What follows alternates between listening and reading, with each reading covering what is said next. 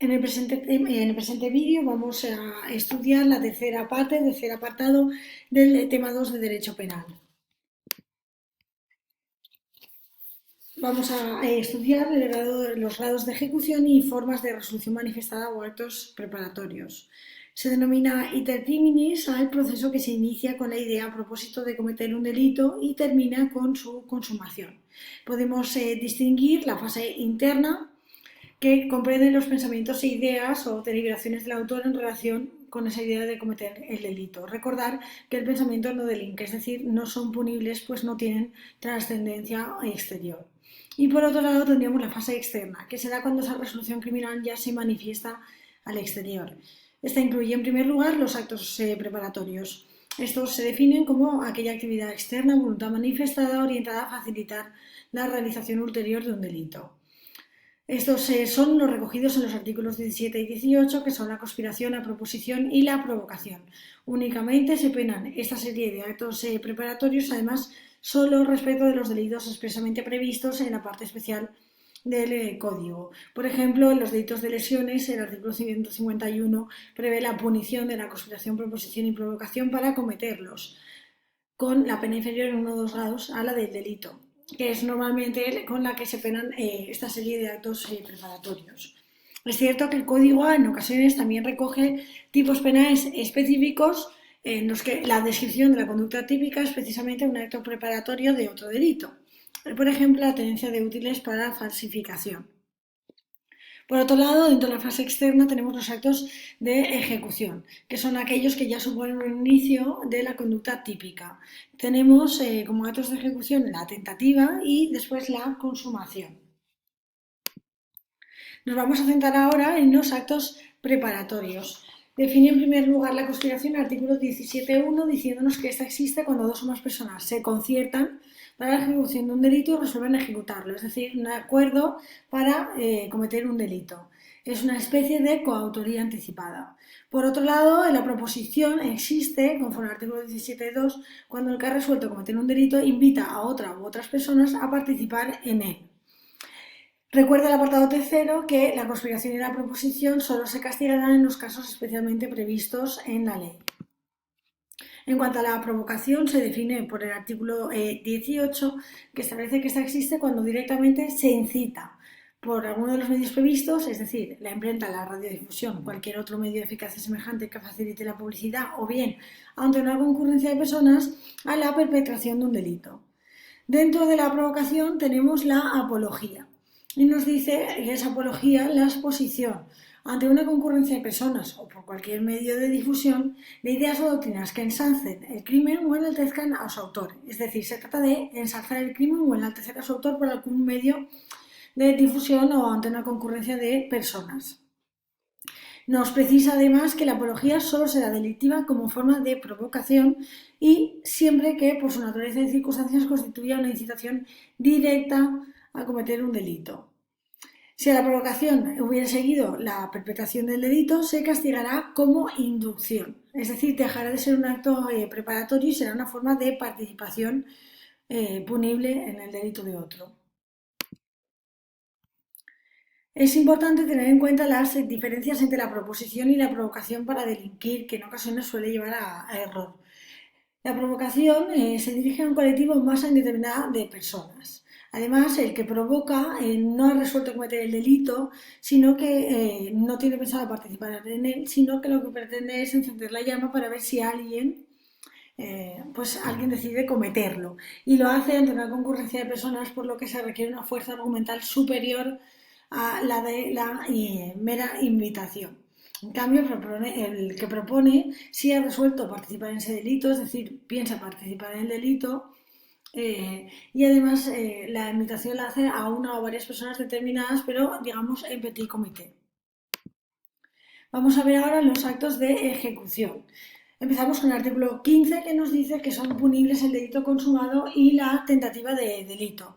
En primer lugar, en cuanto a la tentativa, nos la explica, la define el artículo 16, que establece que hay tentativa cuando el sujeto da principio a la ejecución del delito directamente por hechos exteriores, practicando todos o parte de los actos que objetivamente deberían producir el resultado y sin embargo este no se produce por causas independientes de la voluntad del autor. Se distingue doctrinalmente entre tentativa acabada cuando el sujeto ha realizado todos los actos o inacabada cuando ni siquiera ha realizado todos los actos de ejecución.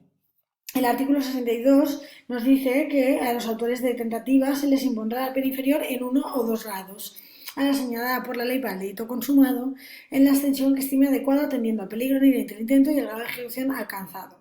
Es decir, se baja obligatoriamente en 1 grado y facultativamente se puede bajar hasta en 2 grados. La rebaja en 1 grado es obligatoria, la rebaja en 2 grados facultativa atendiendo al peligro inherente del intento y el grado de ejecución alcanzado. Normalmente esto se suele relacionar precisamente con la distinción entre tentativa acabada, rebaja como en 1 grado, o inacabada en 2 grados. No obstante, esto no es una regla matemática a aplicar necesariamente en todos los casos.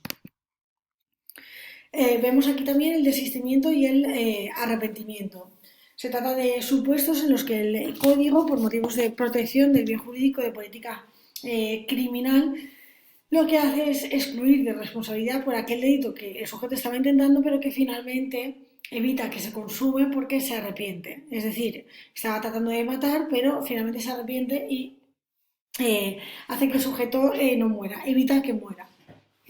Bien, pues nos dice que quedará exento de responsabilidad penal por el delito intentado quien evite voluntariamente la consumación, bien desistiendo de la ejecución ya iniciada o bien impidiendo la producción del resultado, sin perjuicio de la responsabilidad en que pudiera haber incurrido por los actos ejecutados si estos ya fueran constitutivos de otro delito. Es decir, si evita la muerte, quedará exento de homicidio, pero sin perjuicio de que si ha causado lesiones, se respondería por este delito. El apartado tercero nos habla también del desistimiento y el arrepentimiento cuando concurren varios sujetos y nos dice que quedarán exentos de responsabilidad aquel o aquellos que desistan de la ejecución ya iniciada e impidan o intenten impedir seria, firme y decididamente la consumación, también sin perjuicio de la responsabilidad en que pudieran haber incurrido por los actos ejecutados. El matiz aquí, la diferencia es importante, puesto que si intervienen varios sujetos, basta con que intenten impedir seria, firme y decididamente la consumación. En cambio, el apartado segundo solo deja exento de responsabilidad a quien evita la consumación del delito, cuando hablamos de un único sujeto. En cuanto a la consumación, bueno, esta es la realización de la totalidad de los elementos del tipo. Se distingue entre formal, que sería la realización del delito tal y como se prevé en el Código Penal, y es la relevante jurídicamente, y material, que es como el agotamiento del delito. Tiene en cuenta si el sujeto ha conseguido no solo consumar el delito, sino también aquel objetivo último que pretendía conseguir y por el cual cometió el delito. Por ejemplo, cobrar un seguro de vida por el cual cometió el homicidio. Esta no tiene relevancia a efectos penales, salvo cuando el código prevé el tipo agravado precisamente por haber conseguido el resultado pretendido. Por ejemplo, en las amenazas cuando se consigue la entrega de todo parte de lo exigido o se consigue el propósito. El artículo 61 nos dice que cuando la ley establece una pena, se entiende que la impone a los autores de la infracción consumada, es decir, para el delito consumado.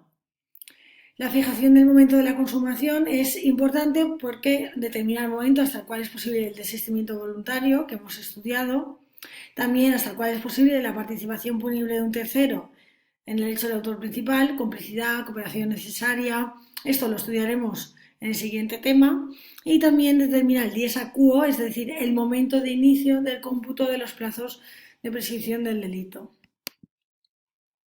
Finalmente, para concluir con este vídeo, vamos a hacer referencia al error en el derecho penal. Bien, en el derecho penal el error, como en cualquier otro ámbito de la vida, hace referencia a la falta de concordancia entre la realidad y la representación que el sujeto hace de dicha realidad. Se regula en el artículo 14 que nos dice que el error invencible sobre un hecho constitutivo de la infracción penal excluye la responsabilidad criminal. Si el error fuera vencible, atendidas las circunstancias del hecho y personales del autor, la infracción será castigada en su caso como imprudente. El apartado segundo nos habla del error sobre un hecho que cualifique la infracción o una circunstancia agravante, que hará impedir su apreciación. Finalmente, el apartado tercero nos dice que el error invencible sobre la ilicitud del hecho constitutivo de la infracción penal excluye la responsabilidad criminal. Si el error fuera vencible, se aplicará la pena inferior en 1 o 2 grados. Vamos a centrarnos primero en el error de tipo, que sería el que hemos visto en los apartados primero y segundo, es decir, sobre un hecho constitutivo de la infracción penal o sobre una circunstancia agravante o hecho que cualifique la infracción. En primer lugar, tenemos que distinguir, por supuesto, entre el error relevante o irrelevante. Relevante es aquel que recae sobre un elemento de la adscripción de la infracción penal, es decir, que posee consecuencias jurídicas, determina que exista o no delito o una circunstancia agravante. Irrelevante, en cambio, es aquel que no se contiene en la descripción del tipo y no va a tener consecuencias. Por ejemplo, A quiere matar a B con cianuro, pero se confunde y lo mata con otro veneno. Este error no es relevante porque simplemente la descripción del asesinato es matar a otra persona con alevosía. El veneno es un medio alevoso, pero es indiferente que usemos uno u otro veneno. En cambio, tenemos otro supuesto. A tiene relaciones sexuales con B pensando que tiene más de 16 años, cuando en realidad tiene 15. Precisamente el ser menor de 16 años es lo que hace que exista el delito del artículo 183. Por tanto, estamos ante un error con relevancia penal. Por otro lado, la distinción entre error esencial o accidental, el esencial haría referencia a aquel que determina que exista una infracción penal, la da en el caso anterior, por ejemplo, o accidental, que es aquel que supone que afecta no a la existencia de la infracción, es decir, la infracción penal, el delito va a existir, pero afectará a que pongamos una pena mayor o menor, es decir, agravará o atenuará la responsabilidad. Y aquí vamos al apartado segundo, que recordar que nos decía que el error sobre un hecho que cualifica la infracción o sobre una circunstancia agravante impedirá su apreciación, es decir, castigamos por el tipo básico y no por el tipo agravado. Y finalmente tenemos que tener en cuenta si el error es vencible o invencible. La calificación de error como vencible o invencible se hará aplicando el pensamiento de la adecuación. Así, diremos que un error es vencible cuando un observador objetivo, colocado en el momento de la acción y con los conocimientos especiales del autor, hubiera apreciado correctamente la realidad y por lo tanto hubiera podido evitar el error. En cambio, cuando la conclusión es que un observador objetivo no se hubiera percatado del error, este será invencible. Finalmente, ¿qué consecuencias tiene esto? Bueno, que el error sea invencible determinará una exclusión de la responsabilidad. El sujeto no responderá por ese delito. En cambio, si fuere el error vencible, lo que dice es que la infracción se castigará en su caso como imprudente. Dice en su caso porque tenemos que recordar que el código emplea un sistema de punición numerus clausus de los delitos imprudentes. Solo se castigan cuando se prevé expresamente por el código. Por tanto, habrá que ver si para el caso del delito concreto en el que concurre ese error vencible, el código prevé la punición de ese delito en la forma imprudente, porque si no, directamente quedaría exento de pena. Por eso dice, se castigará en su caso, es decir, en el caso de que esté previsto, como imprudente. Por otro lado, tenemos el error de prohibición. Este es aquel que recae no sobre los elementos constitutivos de la infracción, sino sobre la antijuridicidad de la conducta. Aquí el sujeto sabe lo que hace, pero lo que no sabe es que está prohibido. Este se distingue normalmente entre error directo, que es sobre la existencia misma de la norma prohibitiva, es decir, del delito, o indirecto, que es aquel que recae sobre la existencia o presupuestos de una causa de justificación. Es decir, el sujeto aquí sabe que lo que hace está prohibido, pero cree estar amparado por una causa de justificación que no existe, por ejemplo, el matrimonio y los delitos contra la libertad sexual, o bien sí existe tal causa de justificación, pero no concurre en sus presupuestos. Por ejemplo, que creer erróneamente que se va a sufrir una agresión ilegítima y en su virtud lesionar a otro en una supuesta legítima defensa. Finalmente, en cuanto a sus consecuencias, si es vencible, excluye la responsabilidad criminal, como el error de tipo, pero ojo, si es invencible, se dice que se rebajará la pena en 1 o 2 grados. Por tanto, ojo con esas diferencias en cuanto a las consecuencias del error de tipo y el error de prohibición. Y con esto acabamos la presente explicación.